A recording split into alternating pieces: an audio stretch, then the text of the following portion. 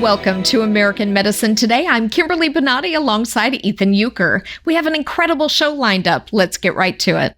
The FDA may finally move to ban artificial food dyes and colorings found in beverages, snacks, cereals, and candies. Here to discuss is Dr. Matt Chalmers, biochemical expert and best-selling author of Pillars of Wellness.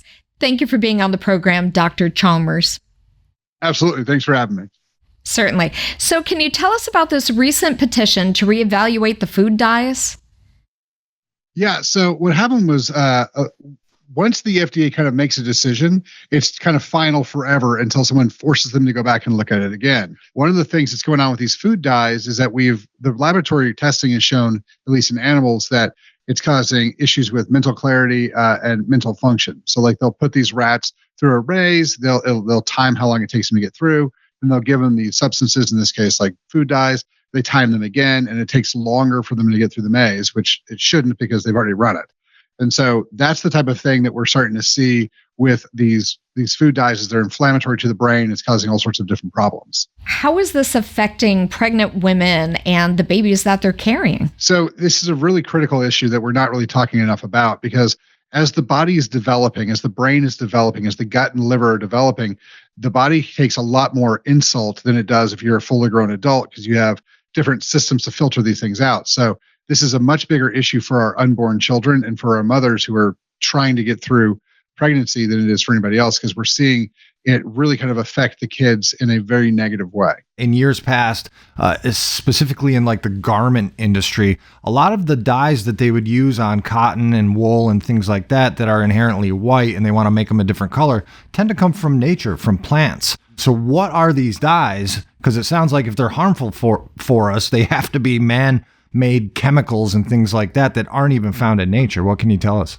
So a lot of these dyes are chemicals that are not necessarily found in nature. One of the reasons that people are using them is because they help shut off satiety function, but they also tend to be a little bit more addictive. Since they're synthetic, our body doesn't really know what to do with them. And so it creates hyper reactions, hypersensitivity reactions. We're going to take a quick break. We'll be right back. You are watching American Medicine Today. I went to Dr. Bonati and he went ahead and looked at my pictures. He told me, you have pain here, you have pain here. And I was like, yeah, absolutely. I'd been to others, but he was a doctor that didn't want to fillet my back open like a fish and do like open spine surgery, because everybody else wanted to do that and I was not having it. The anesthesiologist who was working with me, I was like having a conversation with this guy, and then I was watching on the monitor as Dr. Bonati is fixing my back. I really felt like I was in good hands. Bonati succeeds where others fail. Welcome back to American Medicine Today. When you talk about mental clarity and problems concentrating, does that play any factor into what they're calling ADHD? Absolutely. So one of the things that we see a lot is, we've been told for years that breakfast cereals are very healthy and very good for you. And almost none of them are good for you in any way. They're highly processed, lots of dyes, high fructose corn syrup, lots of sugars in them. And it creates a lot of problems with our kids. We've had lots of kids that in my practice where we've taken them off these cereals and given them other foods to eat in the breakfast, and their ADD, ADHD, and their problems at school calm way down. And what about things like diabetes? I mean, ADHD is one thing, but diabetes has skyrocketed. Yeah, so diabetes we have a little bit of an issue with that one because people think it's a blood sugar issue. It's not really. It's a blood sugar control issue, which means it's an insulin problem. So if you've heard the term insulin resistance, that's what we're talking about. And so what ends up happening is your body produces higher and higher and higher levels of insulin to deal with the amount of sugars that you're giving it over time. And so what ends up happening is that our bodies lose the ability to control the way we deal with sugars. And that's bad for all metabolic function. But the biggest thing is, I'm sure you've heard dementia's type 3 diabetes. The reason for that is that you start with the higher levels of insulin, you start dripping sugar from your blood, which is supposed to be 80 to 100, into where your brain is in the cerebral spinal fluid. And that sugar is supposed to be 55 to 60. So we start having more sugar in the brain, and that creates all kinds of problems down the road. Why is the FDA finally making the move? And I mean, we could go on and on about all the other things that we consume that are okay by the FDA in America, but they're already banned throughout the world. Why are we so behind the times, I guess? Is it the almighty dollar? Are the companies making too much money off of this? What do you think about that? There's definitely a piece of the too much money in it and the way that the lobbies work and that type of thing. But the biggest thing is just no one's forced the issue. No one said, hey, go back and look at these. What's funny is that a lot of these dyes are already banned in this country for cosmetics because they figured out they had all these horrible problems. They're like, okay, you can't put them on your skin because it's going to seep in and create all these problems. But we haven't gone back and been like, well, what about directly eating them? Should we ban that too? And that's the thing. We just haven't gone back and pushed the issue and said, look at the research again and make a decision. And my guess is that when they look at it the second time, since they've already banned them for cosmetics, they will ban them for general use. That leads me to the next question about your hormone company, because if you're ingesting these things, it's got to be making your hormones go all out of whack. Absolutely. So like one of the biggest things that we see, like we talked about earlier, is the insulin issue. So when we look at what we're eating, carbohydrates create an insulin response, and that's why one of the reasons we see the fat storage. Protein creates a glucagon response, which is why we see protein breaking down fat. But the problem is if we're eating all of these highly, if you want to use the term addictive, that's great. Addictive foods that are high in that glycemic function, creating lots of insulin, we're going to have all kinds of havoc wreaked with our hormones. And that's going to cause everything from, overweight. You're going to have diabetes issues. You're going to have too much fat. But it's also going to, as it starts eating up the gut, we're not going to have enough ability to process the food for the adrenals. And then we lose that epinephrine, norepinephrine. And so we start having issues with ADD, ADHD, and mental function and energy as well. So it completely ravages the hormone system as well. With the addition of RFK with Health and Human Services, do you think he's going to be able to overhaul the system at all? And I'm assuming you hope that he will. It depends on if he gets confirmed as HHS secretary. The thing I love about RFK and Trump is that those guys don't know how to stop working. If you've looked at RFK's record, the guy has done an amazing amount of things in the environment and everything else. And so I think he's going to have a good shot at really making a lot of positive change that I think is going to end up making a lot of Americans substantially healthier. Well, we certainly hope he starts here because the FDA here has just been ridiculous with what they allow citizens of the United States to consume. It's just pure poison. Now, you posted about how you treated COVID in 2020 and were blocked on social media. Can you delve into that for just a moment? Yeah, that was a fun day. So I figured out, as we started walking through it, we figured out it was a vascular issue, not respiratory in the biggest issue. And so we started using quinine and hyperbaric oxygen, and we were pulling people out of hospitals, and the blood vessels would dilate back out. We get the oxygen back to the tissue, and they ended up being fine. I posted that on Facebook and on Twitter and that type of thing, and it lasted up for about 5 minutes before I got pulled down. Get out of here. And since then, my social media has not been very responsive. I did an interview with a pediatrician about vaccines. She's got more letters behind her name than she has in her name. She's extremely big in the IFM world. And YouTube took that down within 10 minutes. So we had to post it on Rumble. Censorship is completely out of control. Well, we're basically out of time, Dr. Chalmers. Where can people learn more about your work as well as your book? Pillars of Wellness is on Amazon, and then Dr. Chalmers, the number one on all the socials. Twitter or X is probably going to be the easier place because none of that stuff gets censored, but Instagram and the rest of them. Thank you so much for being on the program, Dr. Matt Chalmers. Thank you for joining us. Absolutely. Thanks for having me. Well, that's all the time we have for this segment. We'll have more after this. You are watching American Medicine Today.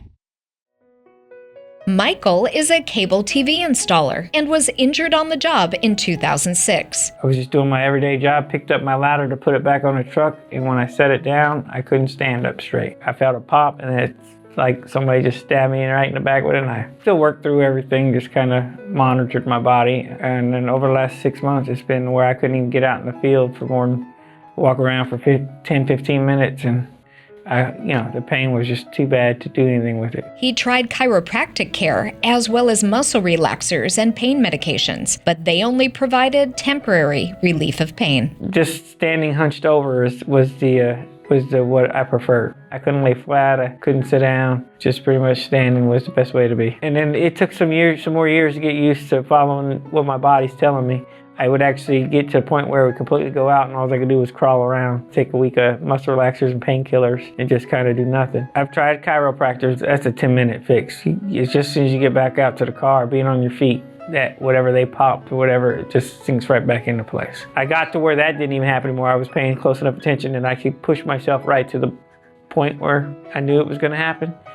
and then I would just take a few days, do nothing, and then go back to work. While on workers' comp, he was diagnosed with a bulging disc in his lumbar spine. His doctor recommended a spinal fusion, but knowing the complications it might bring, he declined. I went to a doctor in workman's comp. I was on workman's comp for a year. Finally got an MRI and they said it was a bulging disc.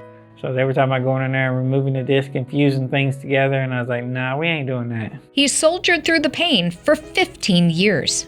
It got so bad that I started researching other type of surgeries, about 6 months ago, because it got to where I couldn't hardly do anything. Standing in one spot more than 15 minutes would cause some severe pain. Knowing he had to do something to get his life back, he started researching bulging disc surgery on Google and found the Bonati Spine Institute. I came across this institute and I started reading, and it said that it had 98% success rate. When I found this place, I actually did a YouTube search. There's a video that I was able to watch of one of the procedures, so that actually helped me decide that, yeah, that looks easy. I pretty much called my doctor and said, listen, I want you to order an MRI, and I'll pay out of pocket so I can get that done in a hurry, because my insurance company always takes forever.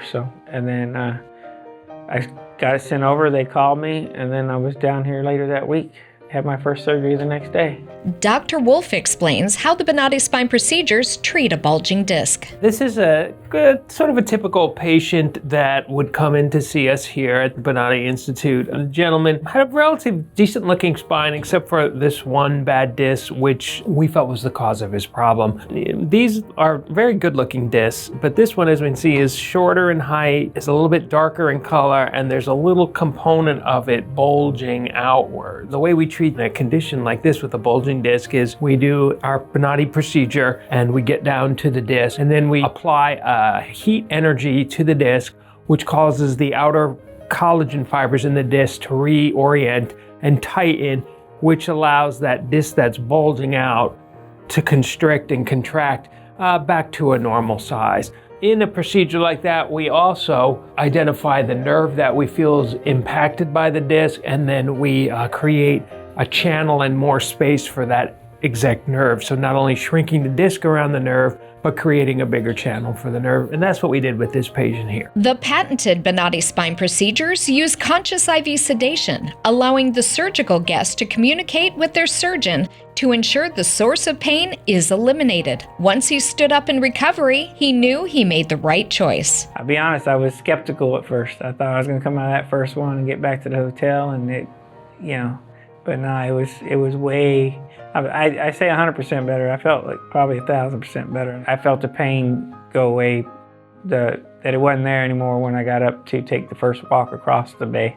I stood up and I wasn't feeling any pressure where what used to be. It was like, I like this, I really like this. And we left about 30 minutes later. I don't feel any of that initial pain. The only thing I feel right now is the tightness of the muscles where they did the work. That's all I can feel. Surgical guests leave the Bonati Spine Institute without having to wear restrictive braces or needing physical therapy. Instead, they're instructed to walk 40 minutes a day. They recommend walking, and I try to walk. I even set my alarm clock at night so I can get up every few hours and take a walk around the lobby. This is my place. Anything else happens, I'm calling these guys first. To see more stories of recovery just like this, search for the Bonati Spine Institute on YouTube, Rumble, Apple's App Store, Google's Play Store, Roku, and Amazon's Fire TV. Well, that's all the time we have for this episode of American Medicine Today. Make sure to add our channel to your favorite streaming device. Search American Medicine Today. If you have any comments or questions, contact us at the numbers below. Or you can tweet at Dr. Bonati using the hashtag American Medicine Today or hashtag AMT. We would like to hear from you.